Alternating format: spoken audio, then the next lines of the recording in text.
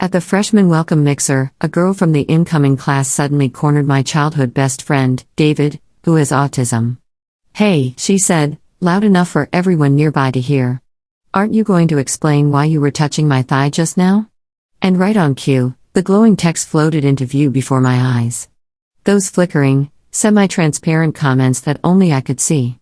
Finally, our heroine's about to fix the awkward autistic boy. Kelly always saves the day. Look at him pretending to be upset. We all know he secretly likes the attention. Totally falling for her already. Ugh, here comes the side character ruining the mood again. Even if she butts in, the male lead will just hate her more. She can't compete with the main girl anyway. The air went still. David froze, stammering. I didn't. His hands tightened around his water bottle until his knuckles turned white. We were standing on the campus green, surrounded by students rehearsing for the Welcome Week talent show. Her accusations spread through the crowd like wildfire. And now everyone was watching. The girl's eyes glittered with amusement. "Wow. David Hayes can talk. I thought you didn't do that." Laughter and whispers rolled through the onlookers. The attention alone was enough to push David toward a panic attack. Speaking wasn't easy for him in the best of times, and this public humiliation was unbearable. When he didn't respond, her grin only grew. "I'd come here to give a short speech as a student rep, not to see my best friend publicly shamed." I raised my phone camera on my voice study. "Just to be clear, you're accusing David Hayes of touching you. Because if that's true, I'll call campus security right now and request the footage." Her smile faltered. A crease formed between her brows. David's eyes flicked to me, wide and pleading. The floating text scrolled faster. "Wow, this extra is really breaking the script. Does she think this'll make the guy fall for her? Seriously. They were flirting and now she's killing the moment. Jealous much? She's just mad the main girl gets all his attention." The girl huffed, her tone suddenly sugary. "Relax. It was a joke. Don't be so uptight, senior." But that smug look in her eyes said she thought she'd won. I hit dial. "A joke," I said sharply. "You realize that accusing someone of harassment is slander, right? That's not something you joke about." To my surprise, David stepped forward, his voice strained and uneven. "Stop. Please. Leave it." He pushed my arm away hard enough that my phone slipped from my hand and tumbled to the ground. Gasps. More whispers. David wasn't one for words, but he'd never, ever pushed me before. The sting hit harder than I expected. I picked up my phone, drew in a shaky breath, and turned away. Fine. I was done. The comments flared again. El Mau. She's losing it. Serves her right. He doesn't even care about her. She's just some clingy wannabe. He's never called her his girlfriend. She's delusional. Then footsteps behind me. David caught up and tugged at my sleeve gently, the same quiet apology he'd always used when he realized he'd gone too far. I looked at him, and that innocent expression, so familiar, so disarming, nearly broke me. The comments exploded again. Why is he following her? Go back to Kelly. This side girl is such a drama queen. Kelly would have gone home with him tonight if he just asked. What's he even doing with her? I felt my chest tighten. I knew David didn't process things like other people, but it still hurt. His mom had taken me in when my parents left, so I couldn't bring myself to yell at him. Still, I couldn't just pretend nothing happened. I pulled my arm free. I'm tired from the event, I said quietly. I'm going back to my dorm. What a bitch. One last comment flashed. David blinked, then murmured his usual goodbye. Be safe. After welcome week ended, senior year hit me like a tidal wave. My schedule was merciless.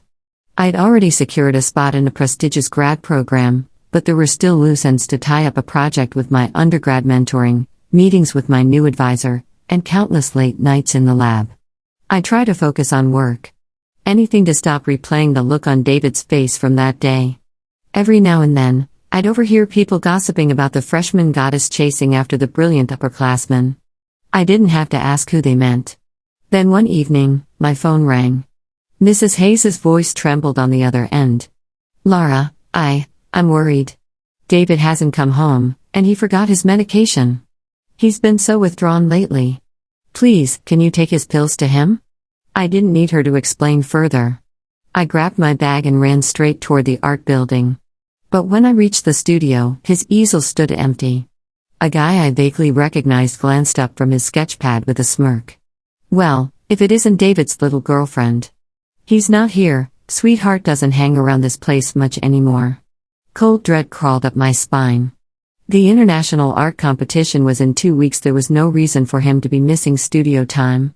After texting his roommate, I finally tracked him down at a bar off campus. The moment I stepped inside, the pounding music and rowdy laughter made my head spin. David hated noisy, crowded places. None of it made sense. I pushed open the door to a private room. The air inside was hazy and warm, thick with perfume and alcohol. Kelly was draped over David's chair, her face close enough to his that their noses almost touched. She was laughing softly, tracing her finger along his nose while he sat motionless, his ears bright red. He didn't flinch away. He didn't tell her to stop. Around them, the other students were laughing and cheering like they were watching a show. The floating comments burst to life again. This is adorable. Our girl's charm is unstoppable. Kelly's got game. The shy genius doesn't stand a chance. Ha ha. Taking notes here. Might try that nose trick myself. I knocked on the doorframe just loud enough to get their attention. David turned toward me, his ears still flushed. Kelly smirked and leaned closer to whisper, "Look who it is, your babysitter found you. Guess she couldn't go a night without checking in." Someone snickered. Seriously? You brought your chaperone to a bar? The crowd erupted in laughter. Did your mom call you home? Hayes, another voice teased. David's glare hit me like ice. Silent, sharp, and full of resentment. Kelly looked triumphant. Sorry, Laura, she said with mock sweetness. I think David's staying here tonight with me. The comment feed turned savage. Does she really think she can just show up and claim him? Classic jealous side character energy. Please. She's only making the main couple stronger. I exhaled slowly, then tossed the small pill bottle from my bag straight into David's lap. Kelly grabbed it before he could. Risperidone, she read, squinting at the label. What's this for? David froze. He didn't answer.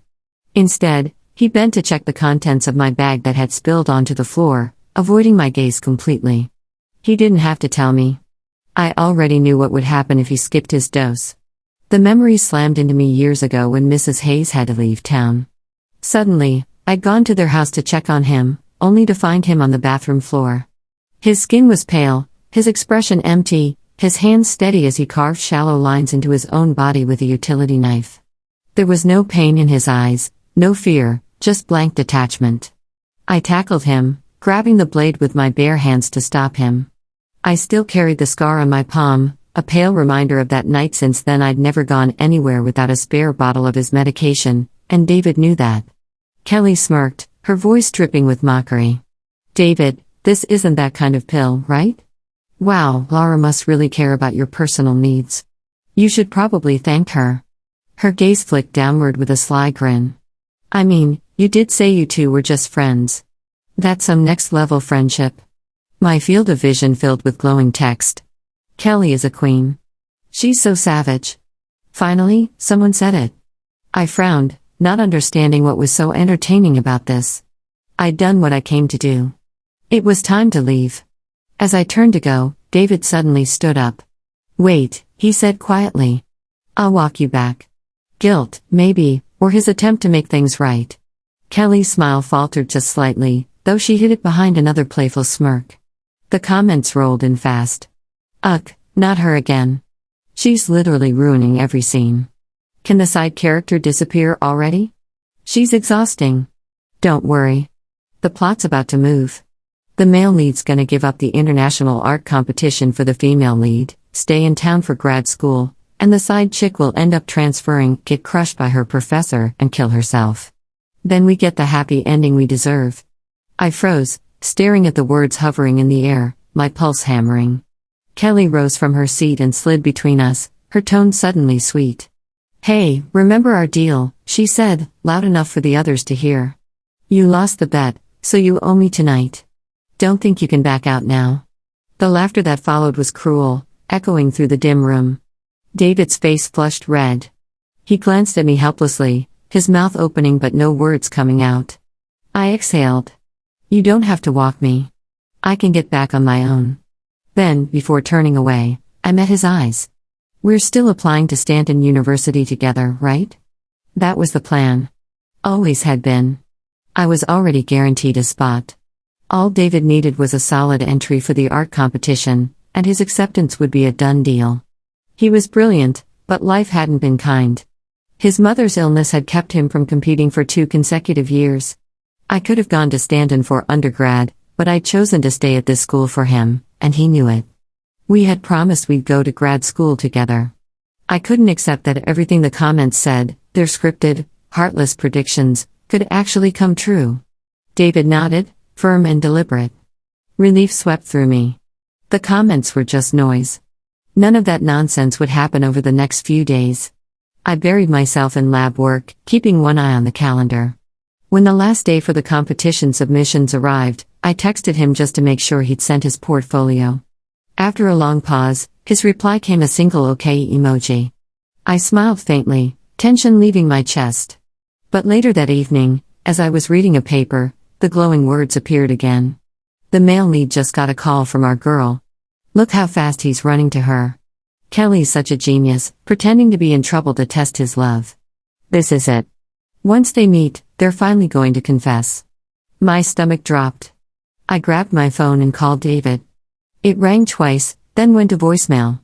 I tried again and again. Each time he declined the call. The comments turned vicious.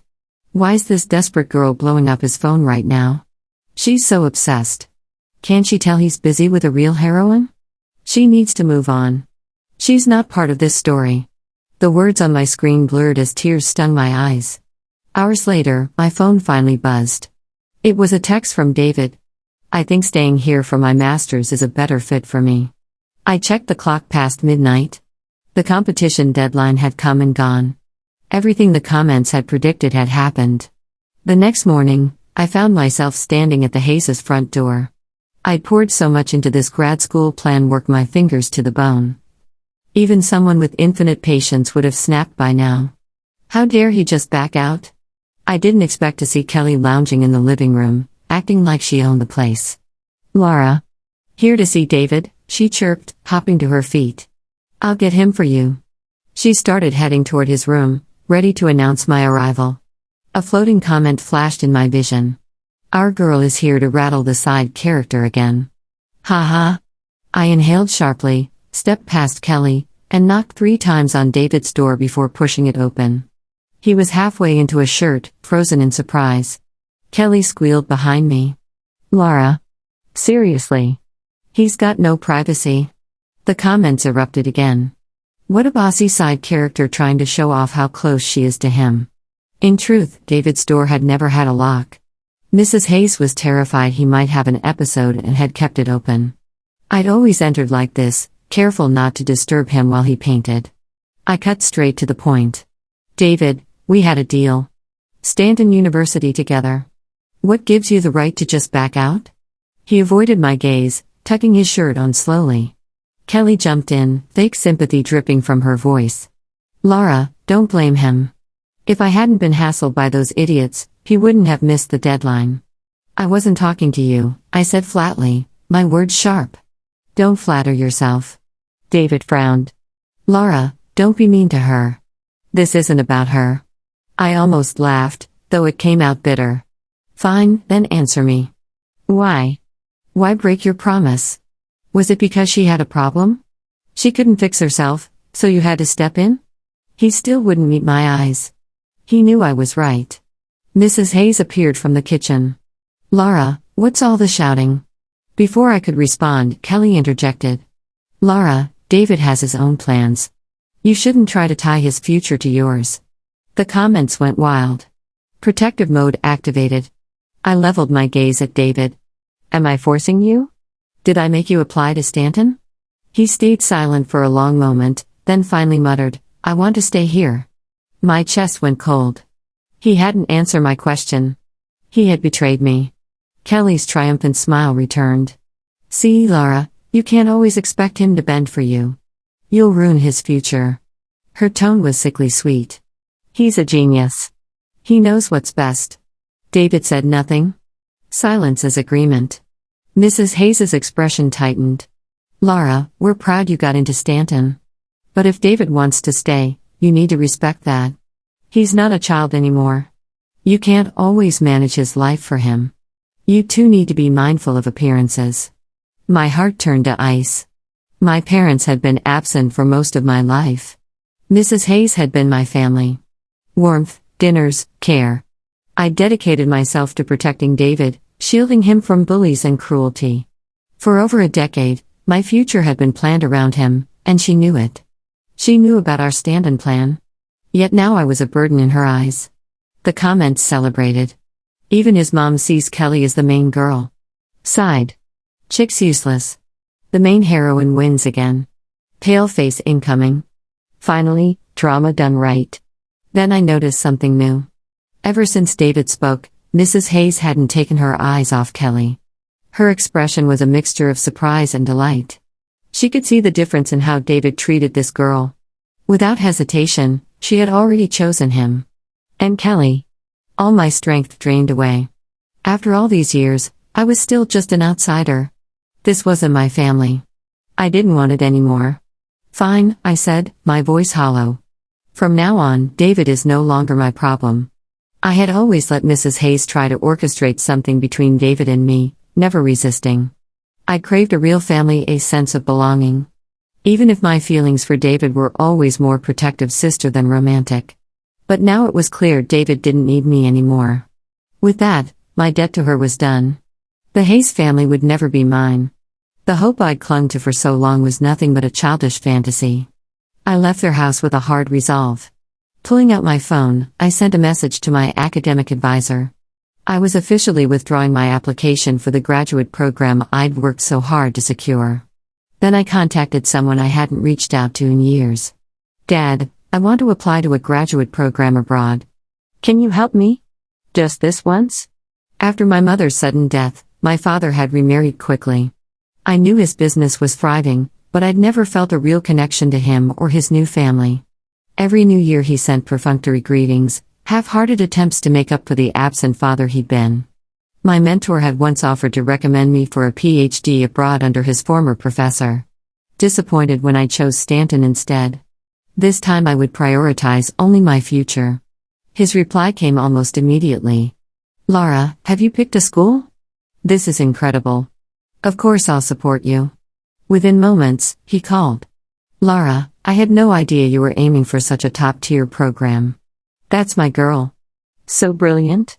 His voice was electric with pride I'd never heard before. Don't worry about money. 5,000 a month for living expenses. Tuition covered separately.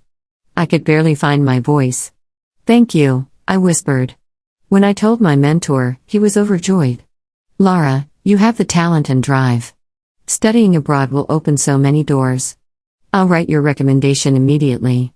Start preparing. A spark of real excitement ignited within me. For the first time in months, I buried myself in exam prep. Since leaving the Hayes home, I hadn't heard from Mrs. Hayes. David, though, occasionally texted asking about my post-graduation plans. I deleted every message without replying. Maybe as someone with autism, he didn't fully grasp the consequences of his actions. Maybe his instinct was always to protect the person he cared about most. But the repeated pain he caused me in the process. He didn't deserve the title of friend. It was no surprise then that he and Kelly eventually cornered me outside the women's dorm. Lara, David said, cutting to the chase. Don't go to Stanton. Stay here with me. I frowned. His self-absorption was staggering. Stanton was leagues better than our current school. I had sacrificed a better college to stay here with him when he'd earned an art scholarship after everything. Why did he assume I'd throw away my future for him? Again, I made it crystal clear.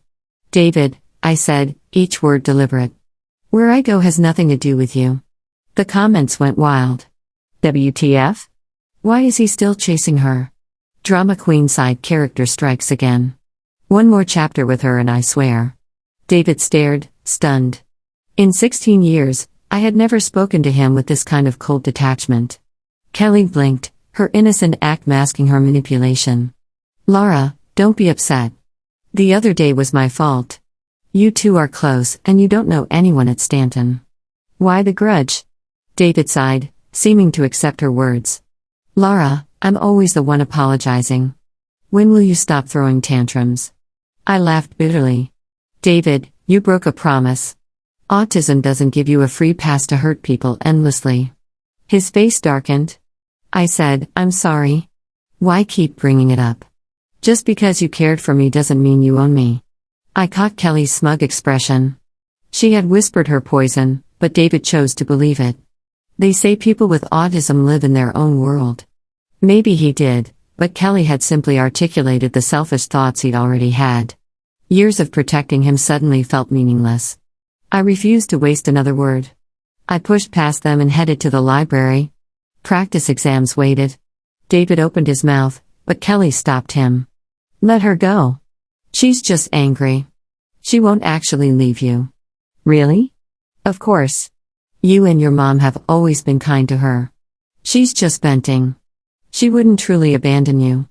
I heard them both. I saw Kelly's manipulations, but I didn't care to confront her.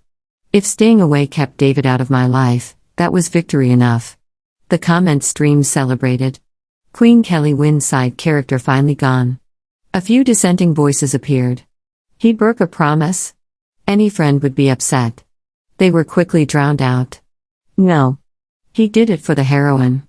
The main character matters. Scroll on. If you don't like it, don't ruin the scene. I realized the solution was simple. Avoid both David and Kelly. Ignoring the swirling text, I pushed open the library doors and walked in. I was buried so deep in GRE prep that I didn't even notice the test date landed on my birthday.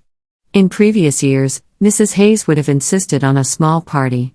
But now that she had found a better match for her son, I had clearly been written out of their lives. When I left the exam center, I noticed over a dozen missed calls, all from David. Then his texts started coming through in quick succession. Lara, I know you don't have any family. Are you doing this? Just so I'll celebrate with you. Why won't you answer me? How long are you going to play this game? Fine. Guess I was the idiot for caring. If you've got the guts, don't ever contact me again.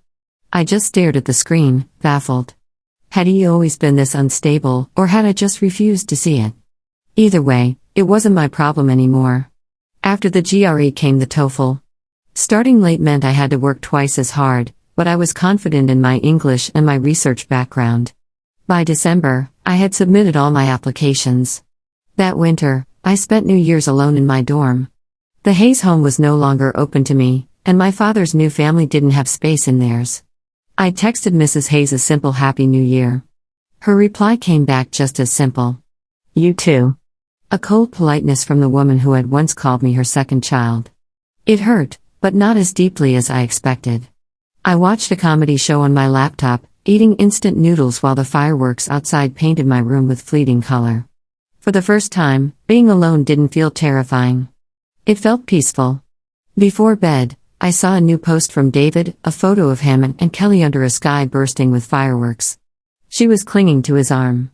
He was smiling down at her. The caption read, "My New Year's resolution is to devour you." I just sighed. Kelly's antics had lost their charm months ago. I turned off my phone and let the new year arrive without them. By April, my acceptance letter came. I had gotten in. The moment should have been pure joy. And it was. At least until my phone rang. David? Lara, he snapped. You're serious with this? You faked an acceptance letter just to get attention? I didn't even bother arguing. Yep, I said flatly.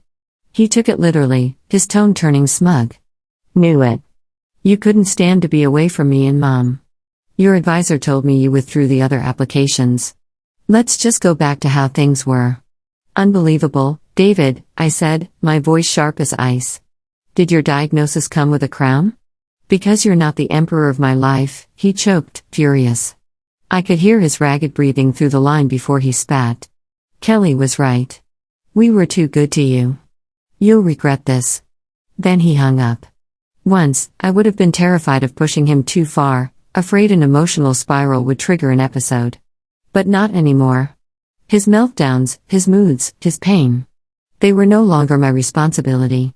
My new advisor wanted me to arrive early to get settled in the lab, so I missed my graduation ceremony. I was already in United States when my roommate sent me photos from the event. She called later, her voice buzzing with gossip. "By the way, your genius best friend totally lost it when the list of distinguished graduates went up. He saw your name and stormed the stage screaming for you. His mom had to drag him out so the ceremony could continue."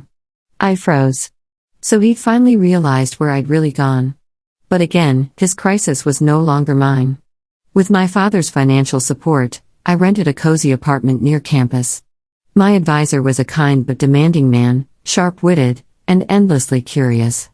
Settling into a new life abroad was smoother than I had expected. Within months, I had friends, a routine, and a sense of calm I hadn't felt in years. Sometimes dinner for one felt lonely, but I'd remind myself there was no one waiting for me back home, and that was okay. Then one night, my phone rang. "Mrs. Hayes?" Her voice trembled. "Laura, please, can you come back? David's getting worse. He won't leave his room. He's hurting himself." I exhaled slowly. "Mrs. Hayes, if he's unwell, he needs a doctor. I'm not his cure." She gave a bitter laugh. "He keeps asking for you. Please, Laura. I'll pay for your flight. Anything you want. Just talk to him." My chest tightened, not with sympathy, but with exhaustion. "You told me to stay away. Do you really think I'm someone you can call back whenever it's convenient?" There was only silence, then a string of broken apologies. I remembered all the years she'd cared for me, all the dinners and warmth she had once given. Against my better judgment, I agreed to a short phone call. "Laura." David's voice was raw, hoarse. Nothing like the confident boy I once knew. "Why did you leave? Why won't you forgive me?" "David," I said softly. "Like you told me once, I've been beside you for over a decade. It was time I gave you your freedom." "No," he burst out. "That's not what I wanted. I was just confused. Kelly said you were spoiled, that if I ignored you, you'd come crawling back because you had no one else." The old pain returned, sharp and cold. "David," I whispered, "you say you love me, but you knew I had no one, and you still chose to turn your back on me." I could hear him trembling, muttering apologies that meant nothing. "David," I said finally, steady and calm, "you made your choice. Now you have to live with it. Stop using your illness as an excuse to hurt people." There was silence on the other end. Then faintly, "I'm sorry I was wrong." But it was too late. The part of me that had once cared was already gone. After I hung up the phone, the comments that had been absent for months suddenly reappeared, floating before my eyes like mischievous phantoms. What is the male lead doing ignoring the female lead just to beg the side character for forgiveness? This plot has completely derailed. What is happening? Was the side character supposed to go to Sue and face terrible consequences? Why is she studying abroad? I slammed my laptop shut, glaring at the floating text. "Screw you idiots. Do you think a side character's life doesn't matter?" The comments froze. Then, for the first time, they seemed to react to me directly. "HYSHIT, did she just swear at us? She can see us. What is this? A system glitch? Someone call the admin." And just like that, they vanished. I exhaled a mixture of relief and triumph. I knew I wouldn't get an apology, but I didn't need one. I wasn't the main character in their story, and I didn't care. My life was mine, and then I would write it on my own terms. Life settled into a calm, predictable rhythm: lab work, study sessions, and quiet days. In my apartment, my father called occasionally, steering the conversation toward the idea of me joining his company after graduation. I listened politely, never committing but always keeping the door open. News of David reached me later through a friend. He and Kelly were divorcing, apparently after our conversation. He had tried to end things, but Kelly had retaliated by spreading a campus-wide scandal, claiming he had gotten her pregnant. David became ostracized, his studies halted and his reputation destroyed. Cornered, he married her under duress, only to discover the pregnancy had been fabricated. Their relationship turned into constant conflict and David's mental health deteriorated. Eventually, he was institutionalized following another suicide attempt. Expelled from graduate school, his artistic career ended. In a final, shocking turn, Mrs. Hayes poisoned Kelly's drink in a fit of rage. She was sentenced to 15 years in prison. Kelly survived but suffered severe organ damage. Condemned to a lifetime dependent on machines. By that time I was completing my PhD. I felt nothing but gratitude for the choices I had made. Studying abroad had made me self-reliant, confident, and capable of carving my own path. Job offers flooded in from top companies worldwide. Even before graduation, the longing for a home, for a family that had never truly been mine, had faded. Instead, I looked forward to each new day, eager to explore the future I had built for myself. The world was finally mine and I was ready.